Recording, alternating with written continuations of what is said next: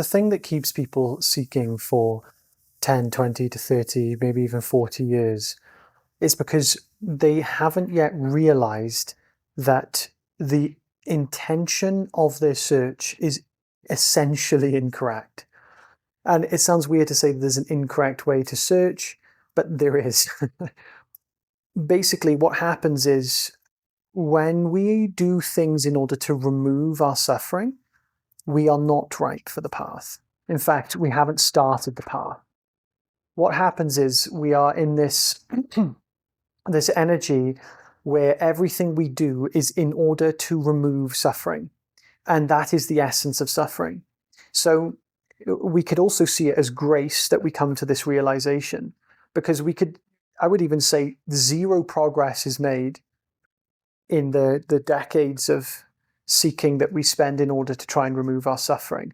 The most progress that we get from doing that is simply spending a very long time seeing everywhere and everything not to do.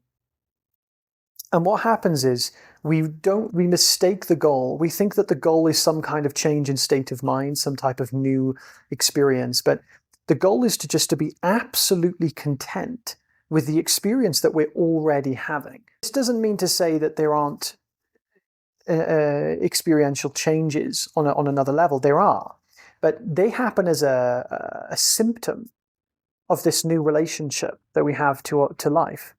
And what happens is we need to convert. Basically, we could spend 50 years doing practices, seeking things, listening to teachers, and doing so in order to remove our suffering, and literally make zero progress. So the first thing we need to do is recognize that the seeker and the sufferer are the same thing. And the suffering expresses itself in any action, thought, or feeling that is in direction of trying to remove suffering. That's how suffering sustains. You would think contrary to suffering. Why would suffering want to remove itself? It would go if it removed itself. On the contrary, it's a very intelligent mechanism, because suffering is made of resistance. It resists itself in order to perpetuate itself. So it perpetuates itself by trying to remove itself, and what we do is appropriate very intelligent ways of thinking that we're making progress and that we're doing things to recognize our true nature, when all we're really doing is perpetuating the separate self. Now, what happens is that the beautiful thing about this, life's not unintelligent. It knows that this is going to happen. And what happens is, that is actually what we think is just us banging our head against the wall, is actually the seeking energy unraveling itself. The energy of suffering is like gassing itself out. You see? It's like gassing itself out. It's like energy being expressed. And eventually there is a surrender. And the surrendering happens when we understand there is nothing in the world that we can possibly do in order to end our suffering. And likewise, there is nothing in the world we can possibly find in order to make us happy. So the first thing is see the goal. The goal is happiness. It's not enlightenment. It's not anything you think it is. It's simply to be perfectly peaceful and content with everything that's taking place. Then it's to see that we are being in seeking energy, like a person in the movie trying to find the screen. Nothing he does in the movie can help him find the screen. The screen has to be accessed by recognizing what we are, essentially. We have to recognize what is perceiving. So that brings us to the next approach. After we've surrendered, hopefully right now you've realized this and you've surrendered any need and desire to find happiness in the world, it cannot exist there. Now, if you haven't fully recognized that yet, it's probably because you think there's still something left in the world that can make you happy. So recognize that. Every time you think there is something in the world that can make you happy, realize it and surrender yourself. Surrender that desire. Surrender it to the truth. Now, the way to convert this is to go straight into understanding that what I really want is to know the truth of my experience. I've sought for so long. The one thing I've always never done is actually try to understand what is actually happening in my direct experience right now. So that's the next place to put your attention and energy, is to bring it into seeking the truth. Now, you've probably seen other videos. I won't go into too much detail about the seeker and the adventurer. We want to be the adventurer. The seeker is the boy in the movie in search of the screen in the movie. and the adventurer is the screen exploring the movie itself.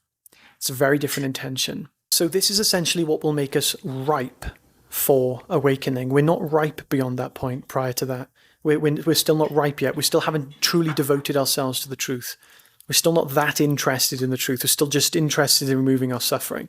We're still interested in world stuff. We still think, oh, there's possible value in the world that can bring my happiness. We're still not really ready to hear the truth yet. This is why people get stuck on the path for so long. They're not really stuck on the path. They are exhausting the seeker. That's what they're doing. But in this moment right now, if grace hits right now, it's got nothing to do with me. But if you understand what I'm saying, I've said this 1 billion times. Some people may hear it, some people may not. That's why I keep repeating it. Now, this isn't the only thing we're going to talk about. We're going to go into a little bit more detail. Next step is to now see that happiness is not an experience. The reason for that is because if I was to say to you now, go to experience your awareness, that awareness, this is very itchy. If I was to say to you now, some more technical stuff like understand your true nature, you'll be understanding your true nature in order to look for something. Now remember, there's no happiness left in the world, which means there's no happiness left to find in a thought, an image, a sensation, or an object. Which means happiness is not a thought, an image, a sensation, or an object. Which means there is nothing in the body that we can possibly experience that is going to bring us happiness either. So to think of any type of state, anything that comes and goes is not the truth. You see?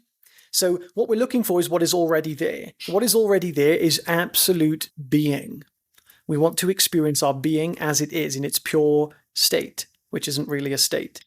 And the reason for that is because that itself is an absolute already pre-surrendered state. It's a forgiveness. This is what forgiveness truly means. To forgive everything, the freedom to exist prior to it having come into existence. That is the nature of what we are. And that is awareness. Now, we don't want to look for that as an object. We don't want to look for that as a state. We have to know it. Knowing it is pure knowing. It doesn't require an object, a state of mind. It's pure, absolute knowing. And that is being. Now, people then try to abide in being. They try to say, I need to abide in myself, abide in my true nature. I need to be aware of being aware. And this is kind of true, but the thing that we need to understand is that abiding in our true nature is not just being aware of being aware. That will just create another object. It's about being in the knowing, being knowingly what we are. If being knowingly awareness, and that awareness that we know is limited inside the body, inside the head, experiencing an external world, then we're going to be experiencing being aware knowingly of an internal limited object that looks out into a separate world, which again is still another stage that is going to be a pitfall, you see? So what I'm trying to do now is remove these pitfalls from you so that when you get to them, or if you've got to them, you understand where you're going wrong. So we don't want to have any conditions on our being, and we don't want to have any conditions on awareness. We need to see that what we are is unconditional. It means I don't use a thought, an image, a sensation, or a button, or a Google search in order to access my being. Which means that our being, our true nature, is accessible on its own. It doesn't need experience. Now, you've probably heard this all before. Someone asks, if you ask someone the question, are you aware? They'll say, yes, of course I'm aware. I experience an apple, a pear, I see the table, the chairs. This is still awareness attached to the body. This is still the belief that awareness requires an object to experience it when it doesn't need that. The reason it doesn't need that, and it's obvious to us, because we know that we are aware irrespective of an object. For example, we are aware that we are aware of the apple. We know that. That implies that we do have the experience of awareness irrespective of the apple. Otherwise, we would not know that we were aware of the apple, you see? So we have access to awareness, our true nature, regardless of whether we have a body or a mind. It's autonomous, and we have to see that. So the next step is to recognize that we are autonomous and free. What this means is that we're unlimited to experience. In other words, in your experience right now, all you have is this sense of existing. This existingness is the nature of what you are. People think you have to have existingness should have some type of quality. Absolutely not. Existingness is existingness. It just is. That's what you are. You are the isness of your amness, you see? And the world is the amness of the isness. It's all Everything that exists, the fact that it exists, is the same fact. In other words, there is no duality between the world and our direct experience of what we are. The world is what we are. We just think that the world is something outside of us because we believe we're inside the body. But if we were to recognize that we do not exist as an object, then we see clearly that you cannot have an object inside an object. You cannot have you cannot have a non-object inside an object. You see? In the same way that space isn't contained by an object, space contains objects. In the same way, you can't have a non-object inside an object because the non-object doesn't exist in time and space. In the same way that the screen isn't in the movie. The screen of the movie isn't in the movie is in the screen. So nothing you do or can find in the movie can ever reveal the screen. The screen has to recognize the screen, and we do that by recognizing the fact that we exist. That for the movie character to recognize the screen, he has to see very clearly that what he is pure being, the being aspect of experience. Now we need to see if the being aspect of experience is limited, which we've discussed. It isn't. It's autonomous. Now, I have a free community and also a paid community where I go into detail on this. So covering this in this one video is not going to be an easy thing to do, especially for the time frame. You've probably got other stuff to do. So I'm trying to be brief here. What we want to do is to see that the awareness is autonomous. It's not about seeing, can awareness see all the galaxies? Does it know everything? People think that why doesn't my awareness know? If it was infinite, it would know everything. For awareness to know everything, how limited would that be? Knowing things is in time and space. That's got nothing to do with being infinite. That's got everything to do with, like, you could probably, one day there will be like a pen drive that will have infinite memory. You could just plug it in and it'll know everything. That's a limited object. Awareness is transcendent of time and space, which means it doesn't exist in time and space. So something zero-dimensional, it can't be in an experience. You see? Just like the screen can't be in the movie, awareness can't be in an experience. When we experience awareness, we are experiencing the screen. We're experiencing transcendent of time and space. That's what the here and now is. So what we need to do is to see that we're not a separate self walking around occasionally being our true nature. We are our true nature, occasionally falling into ignorance and being a separate self.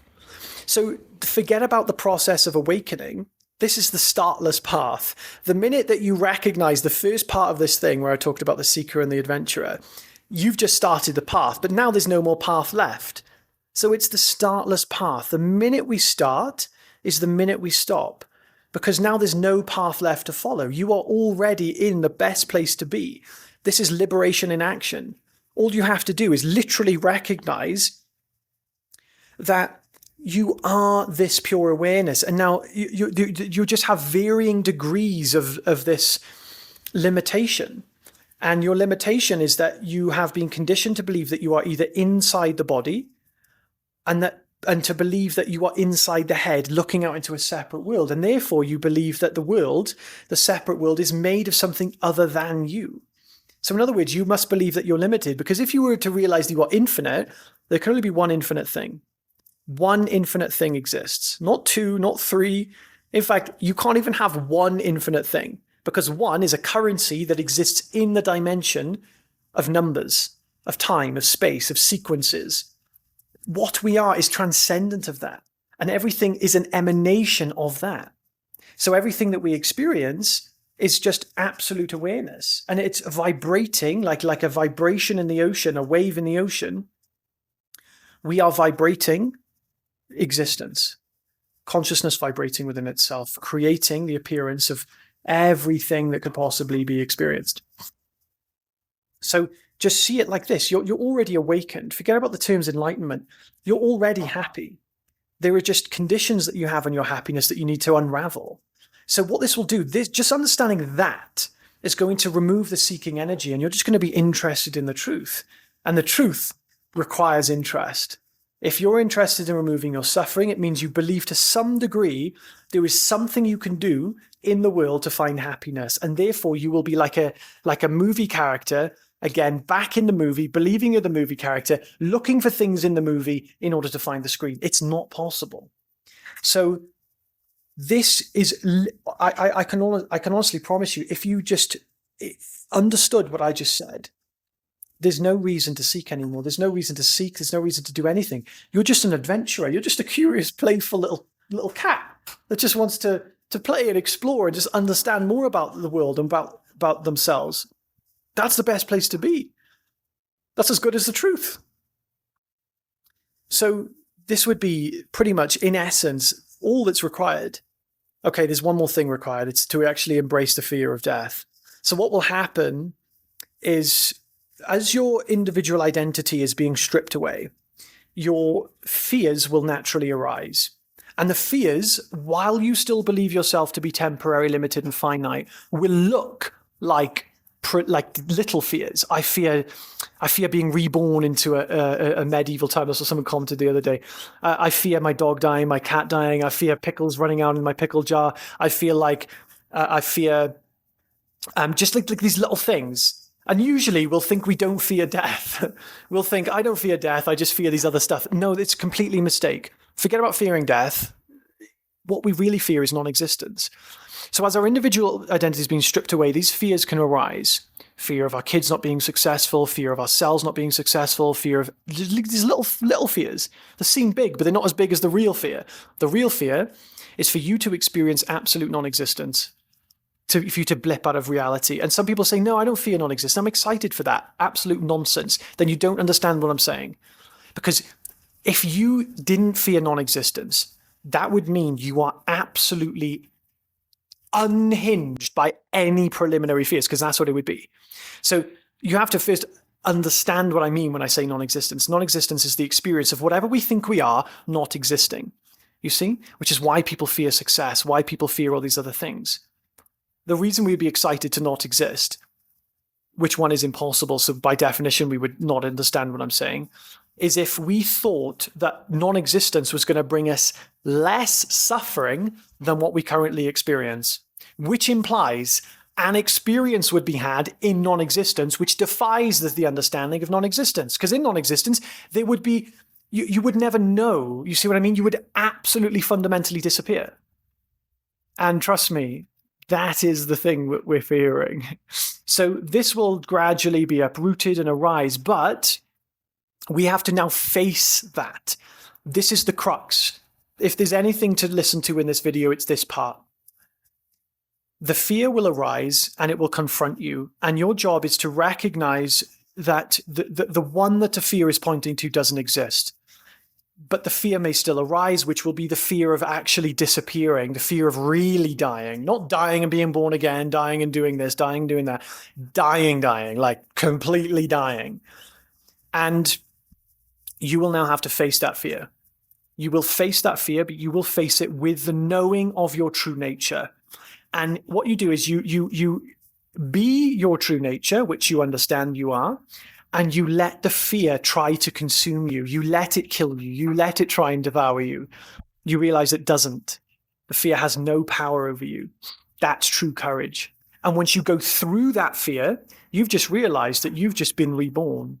When I say reborn, your whole entire infrastructure of a body-mind has been completely reborn because you've just lost your individual identity. You've just literally died. The closest you can get to dying is going through that journey, going through that process. This fear is something that you have to face. I have a free community. I take people through this every single day. This is the reason I have that, is so that people can efficiently move through that process without being consumed by it, without hesitating through it, so that you can go through it in the most seamless way possible. The link is in the description for the community. If you'd like to join, I would honestly love to see you there. My interest is your interest. My love is your love. And I'd love to share it with you. So have a beautiful day, guys. Take care. Bye.